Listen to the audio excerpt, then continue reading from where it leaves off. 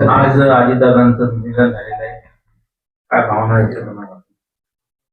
सकाळी बातमी जेव्हा मला माहीत पडलं, सहजासहजी काही विश्वास कोणावर होत नाही. मग चॅनल उघडलं मी आणि त्या चॅनलमध्ये तेच चालवत होतं की अजितदादा हे आता राहिले नाही, प्लेनमध्ये त्यांचा क्रॅश झाला आणि ते आम्हाला सर्वांना सोडून घेऊन गेले. एकदम शॉकिंग न्यूज होती. मी कित्येक वर्ष आमदार होतो आणि दादासोबत काम करण्याचा मला योग आलेला आहे. सर्वात जास्त बजेट पेश करण्याचा रेकॉर्ड त्यांच्यावर आहे. सर्वात जास्त उपमुख्यमंत्री राहण्याचा त्यांचा रेकॉर्ड होत.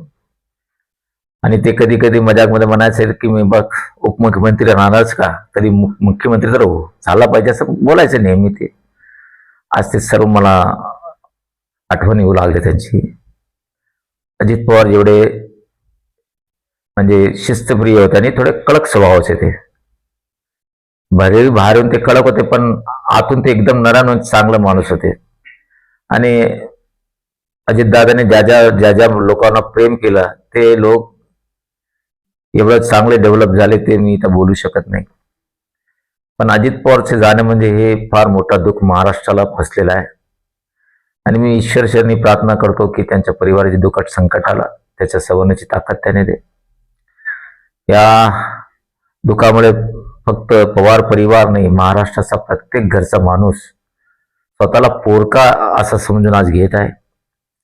सांगताना फार वेदना होते की त्यांच्याबद्दल ते आम्हाला एवढा कमी वयात सोडून गेले. ते माझ्याकडे काही शब्द उरलेले नाही. त्याने हे श्रद्धांजली देतो. जिंदगी भर दुश्नाम ही दुश्नाम मिले हैं, जिंदगी भर दुश्नाम ही दुश्नाम मिले हैं, बाद मेरे वो पैगाम वफा लाए हैं, जब मैंने ओढ़ ली अपने आप को धरती की चादर से तब लोग काबा के फूल ले आए. ही श्रद्धांजली मी देतो त्यांना. जय हिंद, जय महाराष्ट्र.